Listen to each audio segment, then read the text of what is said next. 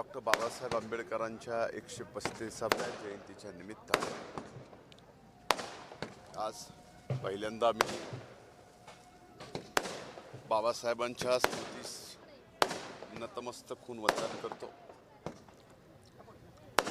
ज्या परमपूजनीय डॉक्टर बाबासाहेब आंबेडकरांनी या भारत देशाला, जगातल्या सर्वात मोठ्या लोकशाही असणाऱ्या या देशाला संविधान दिलं आणि या भारतातल्या प्रत्येक नागरिकाला आज ताठ मनानं समानतेनं ज्या संविधानामुळे आज वागायला मिळत आहे, ज्या संविधानामुळे आज बोलण्याचं स्वातंत्र्य, लिहिण्याचं स्वातंत्र्य, हे जे सर्व स्वातंत्र्य आज भारताच्या प्रत्येक नागरिकाला या ठिकाणी दिलं आहे, ते परमपूजनीय डॉक्टर बाबासाहेब आंबेडकरांनी या देशाला दिलेल्या घटनेमुळेच या ठिकाणी दिलं आहे।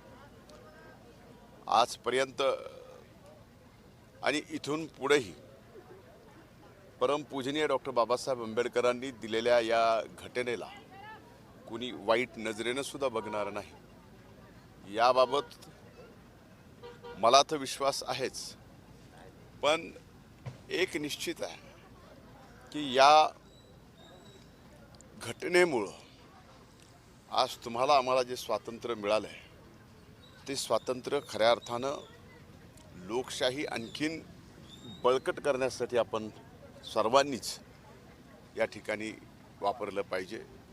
आज पुन्हा एकदा परमपूजनीय भारतरत्न डॉक्टर बाबासाहेब आंबेडकरांच्या जयंतीच्या निमित्तानं मी माझ्या मतदारसंघातील, जिल्ह्यातील, या महाराष्ट्रातील, देशातील तमाम जनतेला मनपूर्वक शुभेच्छा देतो।